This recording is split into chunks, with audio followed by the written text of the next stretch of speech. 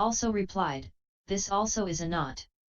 The Buddha tied 4 more knots, showing each to Ananda asking, "What is this?" They all replied that each was a knot. The Buddha said to Ananda, "When I first tied this cloth, you called it a knot. There is only one piece of cloth, but why did you call the second and third also knots?" Ananda replied, "World-honored one, although there is only one piece of cloth, if you tie it once, there will be a knot, and if you tie it 100 times, there will be 100 knots. But this cloth has only 6 knots because you only tied it 6 times.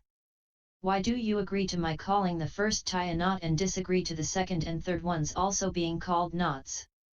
The Buddha said, "Ananda, originally there was only one piece of cloth, but when I tied it 6 times, there were 6 knots. As you see it, the length of cloth was the same before but is now different with its 6 knots. The first knot I tied was called the first one, and altogether I tied 6 of them. Do you think that the 6th one can be called the first knot?" Ananda replied, "No, world-honored one, so long as there are 6 knots, the last one is the 6th and cannot be called the first. Even if I discuss this for the rest of my life, how can I number these 6 knots in the wrong order?" The Buddha said, "It is so. These 6 knots are different but come from one length of cloth, and you cannot reverse their order. It is the same with your 6 sense organs, which, though coming from the same source, are manifestly different." Ananda, clearly you object to the 6 knots and prefer one piece of cloth, but how can you obtain it? Ananda replied, "If these 6 knots remain, concepts of right and wrong will arise in great confusion, with such things as, this knot is not that one and that knot is not this one. World-honored one, if all the knots were untied, there would remain nothing, with complete elimination of thisness and thatness, then in the absence of even one, how can there be 6? The Buddha said, "Likewise, when the 6 knots are untied, the one also vanishes. It is because of confusion in your mad mind since the time without beginning that your intellect gives rise to illusions, the unceasing creation of which disturbs your seeing and causes it to perceive objects in the same way that troubled eyes see dancing flowers. Hence in the clear and bright reality, arise without any cause all worldly phenomena such as mountains, rivers, the great earth, samsara and nirvana, which are but dancing flowers, created by confusion, trouble, passions, and inversion." Ananda asked, "How can one untie these knots created by trouble and confusion?" Then the Buddha held up the piece of cloth, pulled its left end and asked, "Can it be untied in this way?" Ananda replied, "No, world-honored one."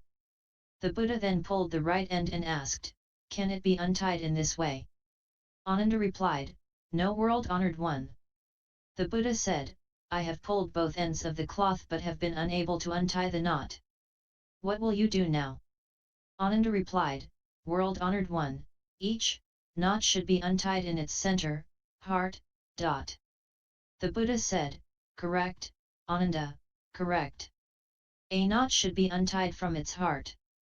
Ananda, the Buddha Dharma which I expound manifests due to causes and is beyond those coarse forms that come from worldly concepts of mixture and unions. When the Buddha reveals the mundane and supramundane, he knows their chief causes and concurrent conditions. He is even clear about the number of drops of rain in a place as many miles away from here as there are sand grains in the Ganges, as well as why pine trees are straight and brambles crooked, geese white and crows black. Therefore, Ananda, choose one organ from the 6, and if its knot is untied, all objects of sense will vanish of themselves. When all illusions disappear, if this is not reality, what more do you expect? Ananda, tell me now if the 6 knots of this cloth can be untied simultaneously." Ananda replied, "No, world-honored one, because they were originally tied one after the other and should be untied in the same order. Although they are in the same piece of cloth, they were not tied simultaneously, how can they now be untied all at once?" The Buddha said, "Your 6 organs should be disengaged in the same way. When you begin to disentangle them, you will realize that the ego is void. When this voidness is perfectly clear, you will realize that all dharma, phenomena, are void. When you are disengaged from dharma, the voidness of ego and dharma will vanish. 146 This is called the patient endurance of the uncreated achieved by means of samadhi in the bodhisattva stage. After Ananda and the assembly had heard the Buddha's teaching, their understanding was clear and free from doubt and suspicion. Ananda brought his palms together, prostrated himself and said, "Today our bodies and minds are clear, at ease and unhindered. Though I have understood what you mean by the disappearance of both 1 and 6, I am still unable to perfect my sense organs. World-honored one, I am like a lonely wanderer and a hapless orphan. How fortunate have I been to meet the Buddha and to be his relative, like hungry baby who suddenly meets its suckling mother. This gives me a chance to attain the holy goal, but although I have listened to his profound words, I am still unawakened as if I had not heard them. Will you please reveal to me the ultimate approach, by means of the appropriate organ?" After saying this, he prostrated himself and concentrated on his inner potentiality to receive the profound instruction. Thereat the world-honored one said to the great bodhisattvas and chief arhats in the assembly, "I want to ask you, bodhisattvas and arhats who have practiced my dharma and have reached the state beyond study, this question: when you developed your minds to awaken to the 18 fields of sense, which one did you regard as the best means of perfection, and by what methods did you enter the state of samadhi?" Meditation on the 6 sense data. Kundanya, one of the first 5 Bhiksus, rose from his seat, prostrated himself with his head at the feet of the Buddha and declared, "When, soon after his enlightenment, we met the Tathagata in the Mrigadeva and Kukuta parks, I heard his voice, understood his teaching and awakened to the 4 noble truths. When questioned by the Buddha, I interpreted them correctly, and the Tathagata sealed my awakening by naming me Ajñata, thorough knowledge. As his wonderful voice was mysteriously all-embracing, I attained arhatship by means of sound. As the Buddha now asks about the best means of perfection, to me sound is the best according to my personal experience." Upanishad then rose from his seat, prostrated himself with his head at the feet of the Buddha and declared, "I also met the Buddha soon after his enlightenment. After meditating on impurity, which I found repulsive and from which I kept, I awakened to the underlying nature of all forms. I realized that, even our bleached bones that came from impurity would be reduced to dust and would finally return to the void. As both form and the void were perceived as non-existent, I achieved the state beyond study. The Tathagata sealed my understanding and named me Nishad. After eradicating the relative form, wonderful form, Surapa, appeared mysteriously all-embracing. Thus I attained arhatship through meditation on form. As the Buddha now asks about the best means of perfection, to me form is the best according to my personal experience." A bodhisattva named Fragrance Adorned then rose from his seat, prostrated himself with his head at the feet of the Buddha and declared, "After the Tathagata had taught me to look into all worldly phenomena, I left him and retired to set my mind at rest. While observing the rules of pure living, I saw the Bhiksus burn sandal incense. In the stillness, its fragrance entered my nostrils. I inquired into this smell, which was neither sandalwood nor voidness, and neither smoke nor fire, and which had neither whence to come nor whither to go. Thereby my intellect vanished and I achieved the state beyond the stream of transmigration. The Tathagata sealed my awakening and named me Fragrance Adorned. After the sudden elimination of relative smell, the wonderful fragrance became mysteriously all-embracing. Thus I attained arhatship by means of smell." As the Buddha now asks about the best means of perfection, to me smell is the best according to my personal experience. The 2 bodhisattvas called Basagyaraja and Basagyasamajata, who were present with 500 Brahmadevas, then rose from their seats, prostrated themselves with their heads at the feet of the Buddha and declared, "Since the time without beginning we have been skillful physicians in the world and have tasted with our own mouths herbs, plants, and all kinds of mineral and stone found in the world, Saha, numbering 108,000 in all. As a result, we know perfectly their tastes, whether bitter or sour, salt, insipid, sweet, acrid, etc., their natural, changing or harmonizing properties, and whether they are cooling, heating, poisonous or wholesome. We received instruction from the Tathagata and knew clearly that taste was neither existing nor non-existent, was neither body nor mind and did not exist apart from them. Since we could discern the cause of taste, we achieved our awakening, which was sealed by the Buddha, who then named us Basagyaraja and Basagyasamajaita. We are now ranked among the sons of the Dharma King in this assembly, and because of our awakening by means of taste, we have attained the Bodhisattva stage. As the Buddha now asks about the best means of perfection, to us taste is the best according to our personal experience. Bhadrapala, who was with 16 companions who were all great bodhisattvas, rose from his seat, prostrated himself with his head at the feet of the Buddha and declared, when the Buddha with an awe-inspiring voice, Bhismagarjatagashasvara, Raja, appeared in the world, I heard of the Dharma and left home. At the time of bathing I followed the rules and entered the bathroom. Suddenly I awakened to the causal water which cleansed neither dirt nor body, thereby I felt at ease and realized the state of nothingness. As I had not forgotten my former practice, when I left home to follow the Buddha in my present life, I achieved the state beyond study. That Buddha named me Bhadrapala because of my awakening to wonderful touch and my realization of the rank of a son of Buddha. As the Buddha now asks about the best means of perfection, to me touch is the best according to my personal experience. Mahakashyapa, who was present with the Bhikshuni Golden Light and others, of his group, then rose from his seat, prostrated himself with his head at the feet of the Buddha and declared, in a former eon, when Chandra Surya equals Pradhyapa Buddha appeared in this world, I had a chance following him and of hearing the Dharma which I practiced.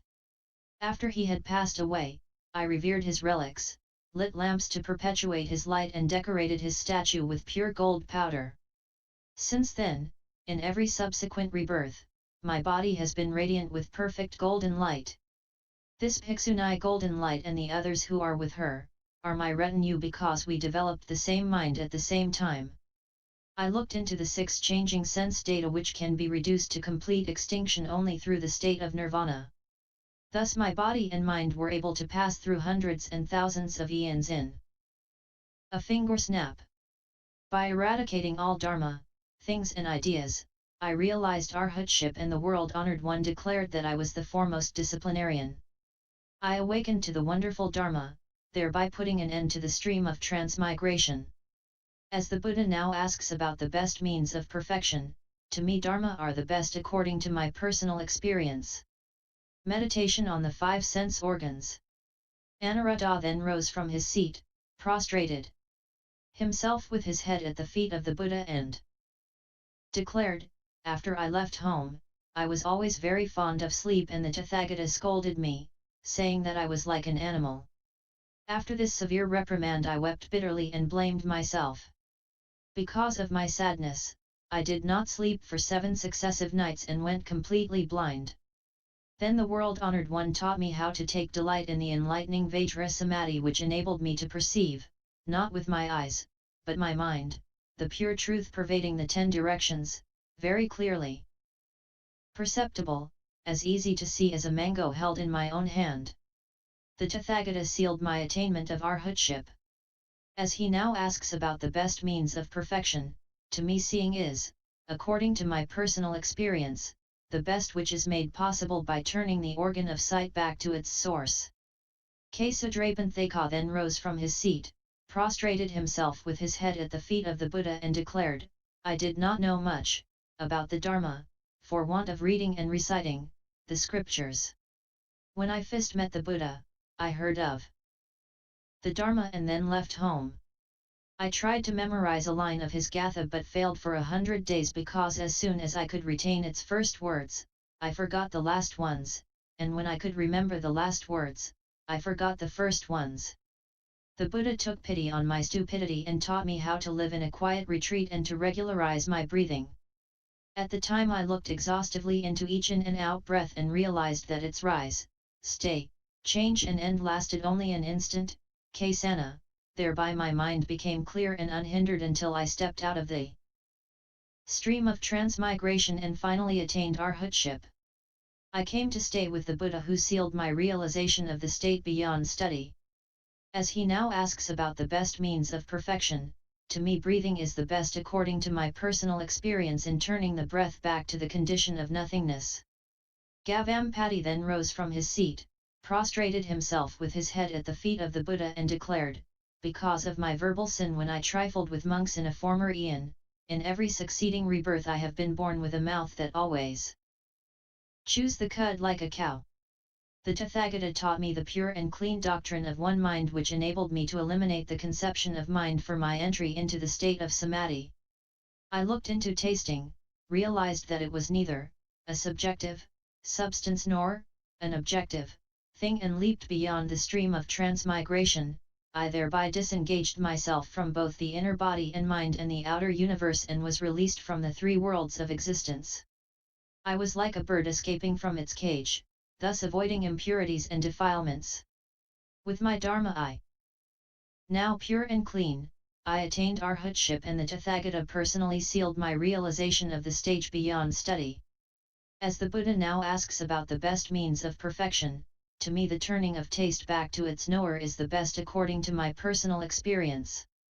Pilan Davidsa then rose from his seat, prostrated himself with his head at the feet of the Buddha and declared, when I first followed the Buddha to enter upon the path, very often I heard the Tathagata speak about the worldly which could not give joy and happiness. One day, I went to town to beg for food, and as I was thinking about his teaching, I stepped inadvertently on a poisonous thorn that pierced my foot and caused me to feel pain all over my body. I thought of my body which knew and felt this great pain. Although there was this feeling, I looked into my pure and clean mind which no pain could affect. I also thought, how can this one body of mine have two sorts of feeling, and after a short, mental, concentration on this, all of a sudden, my body and mind seemed to be non-existent and 3 weeks later I achieved the stage beyond the stream of transmigration and thereby attained arhatship. The Buddha personally sealed my realization of the stage beyond study.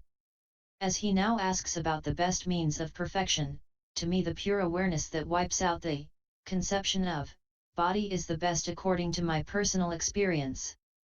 Subhuti then rose from his seat, prostrated himself with his head at the feet of the Buddha and declared, as my mind was already free from all hindrances in former eons, I can now remember my previous births as countless as the sands in